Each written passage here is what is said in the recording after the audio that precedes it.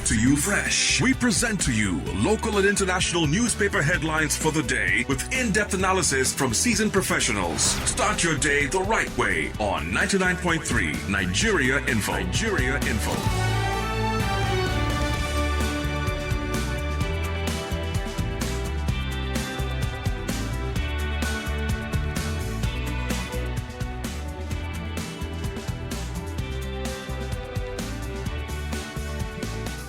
It's a beautiful morning. It's the 13th day of November 2019 and it's a Wednesday. So you're welcome to the show. If you're just joining us, we started since 6 a.m. but now it's time to look at the stories across the papers.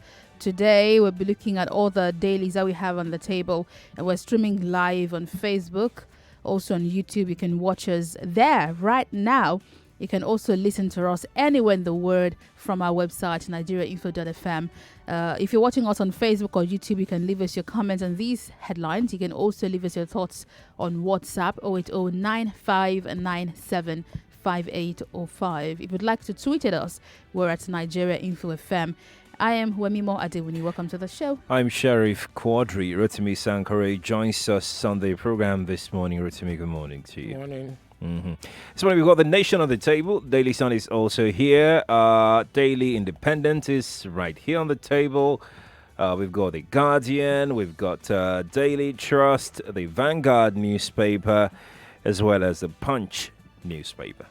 All right. I'm sure that you are ready, and we are too. Let's kickstart. The Guardian is a media partner, and they have this story. Of course, this was our chit-chat this morning. These stories across the dailies. Outrage as Senate imposes death penalty on hate speech offenders. I think this headline should have read proposes. I mean, it's not imposed yet. It's still a bill. Outrage as Senate imposes, that's the headline here, death penalty on hate speech offenders.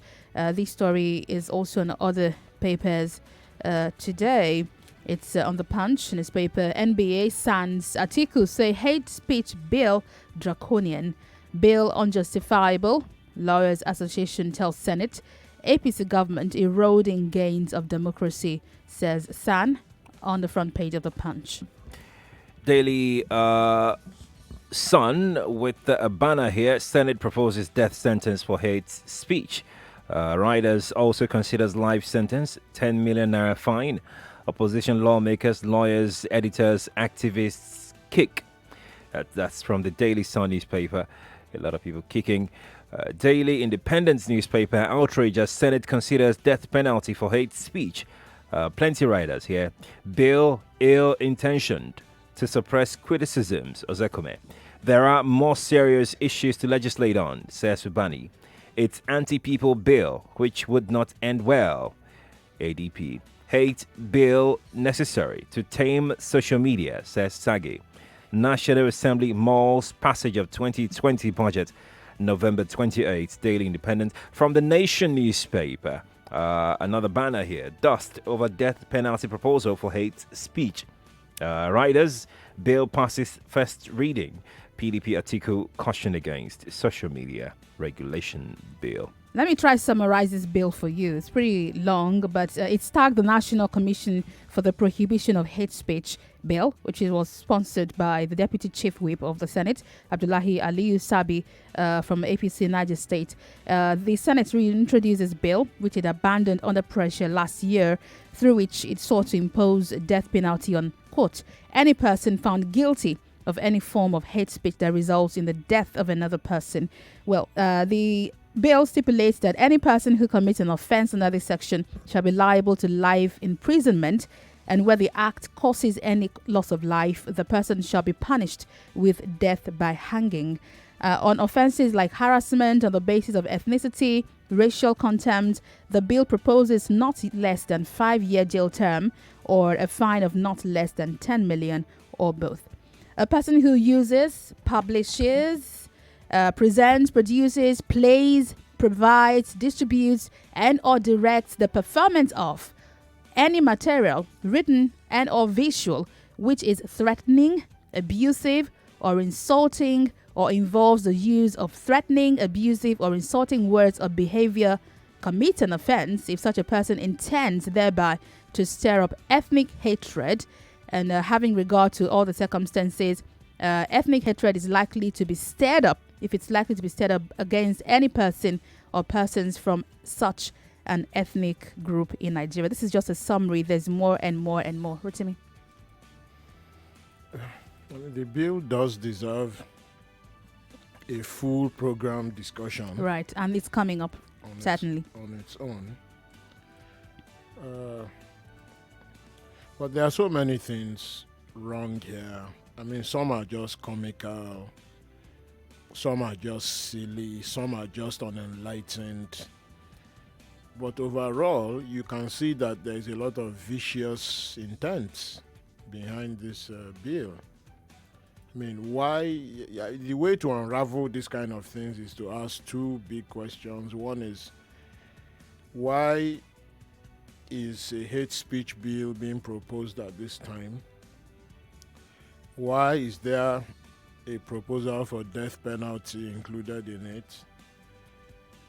And who will benefit and who is being targeted? Who are the likely victims of this bill? And once you answer all those questions, it becomes reasonably clear that this is a self-serving bill by the country's political elite. And it is absurd. How can you impose death penalty for what is described as hate speech, which is not well defined? Because that's the thing. It is true that hate speech is dangerous. Right. It is true that a lot of young people on social media have no sense of proportion or sense of restraint. A lot of people don't know that what they do on social media has real life consequences implications. and implications. Right. You know, I mean, nobody is doubting all that. Even people you think should be responsible. I've seen young journalists posting things on social media, and you start thinking, where did these people get their training from? I mean, are they aware of, or at least people that claim to be journalists anyway? And you are wondering. So even at that level, you can see some things, and you are wondering, you know. But death penalty. Well, if you're saying this will target, a certain group of people, this bill also other functions of the commission would include discouraging persons, institutions, political parties, and associations from advocating or promoting discrimination or discriminatory practices through the use of hate speeches, promoting tolerance, understanding and acceptance of diversity, It also plans to supervise, coordinate, promote educational and training programs to create public awareness among ethnic communities. What's the job of the National Orientation Agency again? Well, whatever is in the proposed commission, there is nothing that the death penalty proposal is going to resolve. Look, even those years imprisonments that they are putting down there. Look, I mean, like I said, there are a lot of things you see on social media, even by people that should know better. And you shake your head and just think this is just stupid or idiotic. But not to the point of death penalty. Because we already have libel and defamation. Yeah, I mean, not to suits. the point of death penalty. And all these prison sentences that they are.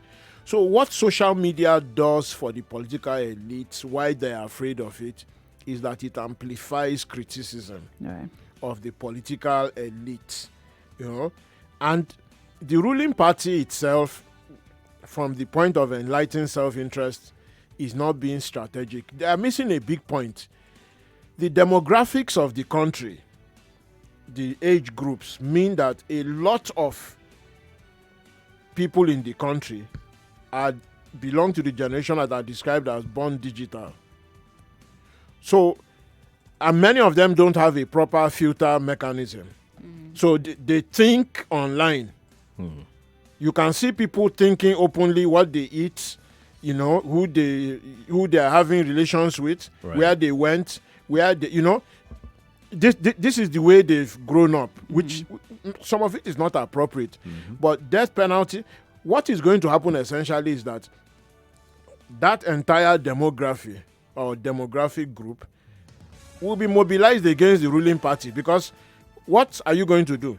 You are going to put hundreds of thousands of young people in prison or sentence them to death because they don't have a proper filter. Well, this has just passed first reading, so we're following it. Remember, it was also brought forward in the 8th Senate, but it did not pass second reading. Let's see another story. Protesters stormed DSS headquarters, want Sowore Bakare freed. Journalists injured as DSS disperses protesters demanding Showore's release. We were offered 1 million naira to suspend protests, says Deji Adeyanju. And I saw a video of him speaking to reporters with the money. He was holding the money. Serap accuses security men of using lethal weapons on peaceful protesters. This is also in The Guardian. DSS operatives It's not assault. an accusation. Everybody saw it. Well, it is an accusation. It's an accusation, really. It's an accusation. The Guardian here. DSS operatives assault The Guardian's reporter, Oludare Richards. That's on the front page of The Guardian. It's here on the front page of the Nation newspaper. Clash over Sowore at DSS headquarters. Group faults attack. That's a Nation for you. From Daily Independent newspaper. Hashtag Free Sowore protest. DSS fires shots, brutalizes journalists, protesters. Daily Independent. Rotimi. Of all the things that members of the DSS have said, not that I say members, not the entire DSS, of all the things that members of the DSS have done in the recent past, I think this is the most embarrassing. Honestly, is the most embarrassing. The professionals in the security service. Professionals. Yes, the ones that threw me for a minute. Yes, the ones that joined for professionals. professional reasons, not these ones that are being used as political security. Oh, okay. Yes, because in the DSS, in the police, even in the army, I mean, the army they are not security agents; they are armed forces.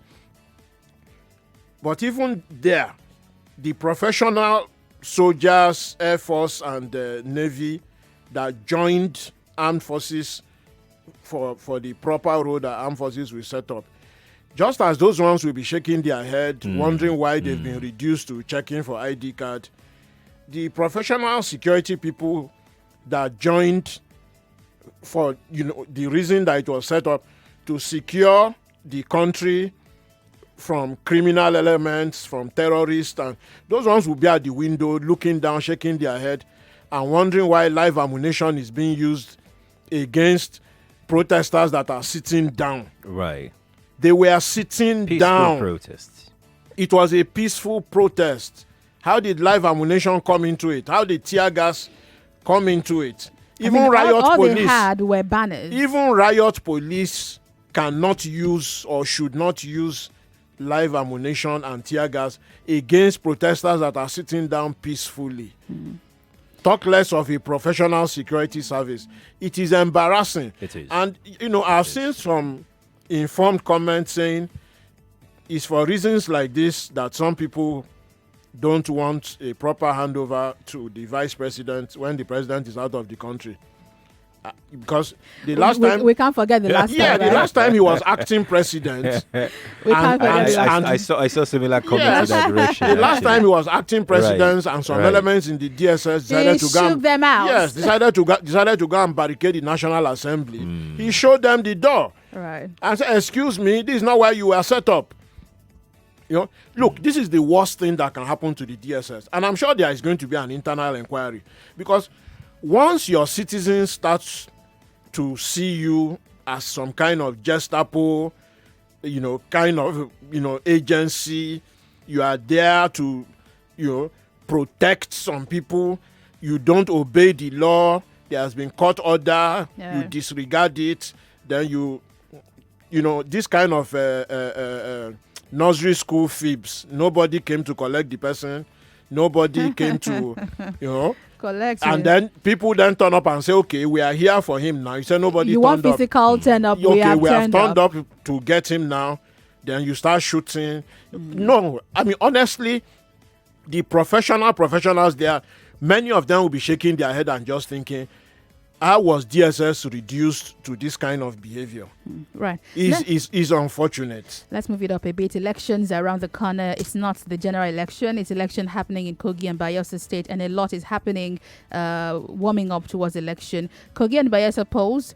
Thugs attack Kogi SDP chair, harass governorship candidate. 45 PSC officials to monitor cops on poll duty. Bayelsa APC deputy governor candidate disqualified. All of these you can find from the front page of the Punch newspaper. There's a similar story from The Guardian. SDP boss battered as INEC stakeholders meeting in Lokoja turns violent. Also on the Daily Trust, Kogi governorship thugs cause chaos as IGP INEC boss attend peace accord. SDP wants election postponed. From the Nation newspaper, Bayelsa and Kogi 2019, INEC last minute judgment won't alter our plan. Police tear gas IGP, INEC chair, others in Kogi. Court sacks Leon's running mate over irregularities. That's from the Nation newspaper. Similar headline from Daily Independent newspaper this morning. Bayelsa Guba, court disqualifies APC deputy governorship candidate. 2 policemen shot dead in Bayelsa. These are headlines from Daily Independent newspaper. A lot happened yesterday, Rotimi. And one of those events that happened yesterday is this particular headline from Kogi and Bayelsa. Elections are nearing in these 2 states, and things haven't been easy so far. Incidentally, the IGP was tear gassed at a peace parley. Isn't that ironic?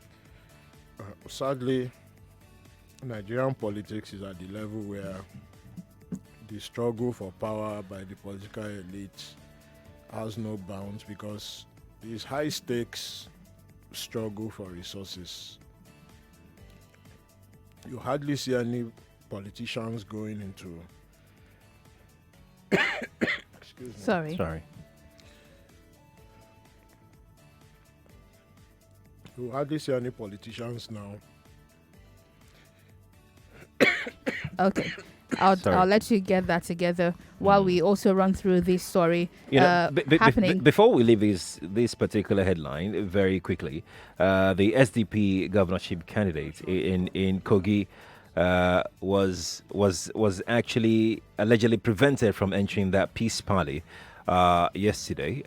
Thugs. I mean, you could actually ask questions what thugs were doing at the venue of a peace parley when the IGP, the number 1 police officer in the country, was there, INEC chairman, and some other notable dignitaries. She did a video showing that there was also destruction of the SDP secretariat by some thugs over the night, and so on and so forth. Rotimi, let me add to this. These are the kind of things that the security agents should be paying attention to. Right.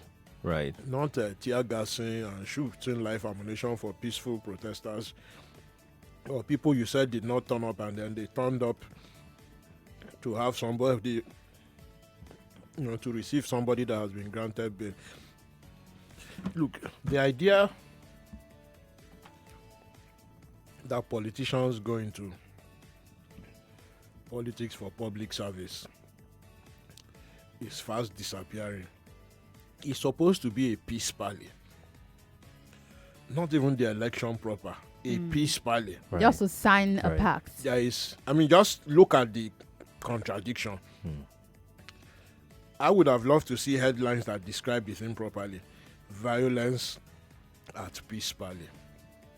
And that will just tell you a lot about the really low quality of politicians that we have. And even worse, and they really should be ashamed of themselves.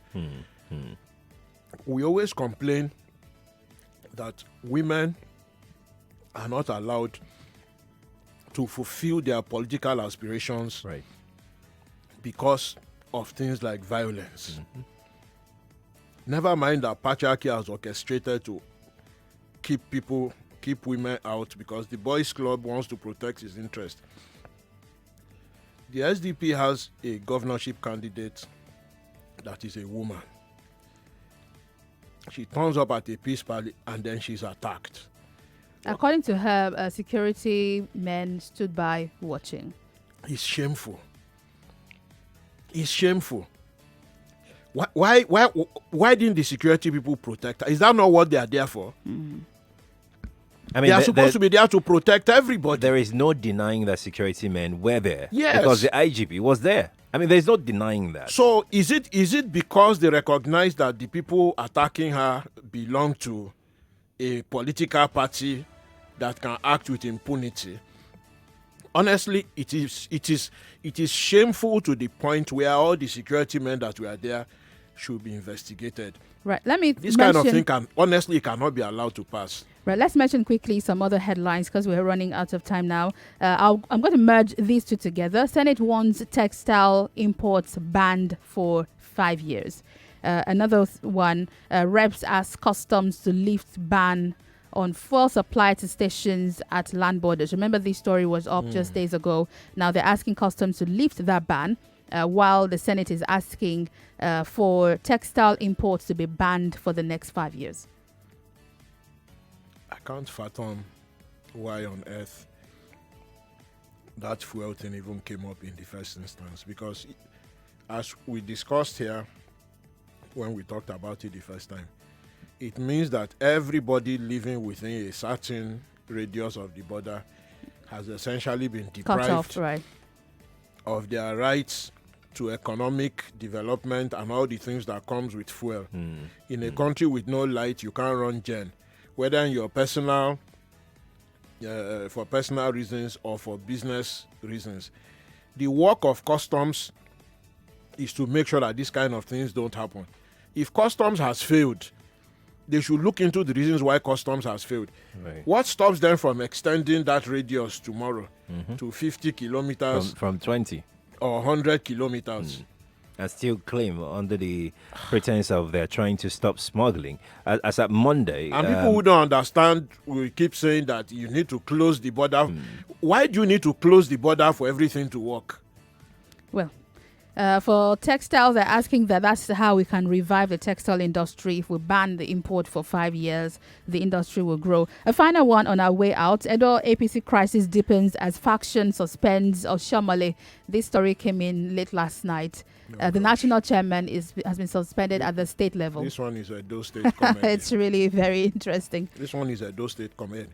Just one quick word on that textile thing. People are buying all these other imported clothes because they are cheaper. It's a question of disposable income. It's not a question of shutting the border. If you see people at Yaba and other places where they call, bend down boutique or bossy corner, buying second-hand clothes, it's because it is cheaper. It's more affordable. How many people can go and buy Nigerian textile? Do they know how much it costs? Even if you are buying it for 5,000 and sewing it for 5,000, Right. is it only one cloth that you are going to wear for the whole month? Right. I would have loved to ask you a question, but we're out of time. We are out of time. We need to I'll go ask now. you when we're done. Oh, okay, you guys will have a private chat. But guys, when we come back from this break, we're looking at rehabilitation centers across Nigeria and the recent waves of human rights abuses at these centers. We're speaking to some people who run such homes across Nigeria. We're going to Kano, we're going to Port Harcourt, and we're also here in Lagos. So you should be standing by for this conversation just after the break. I'm Wemimo Adewuni. I'm Sheriff Quadry. More news and information coming up. We'll be back in a moment.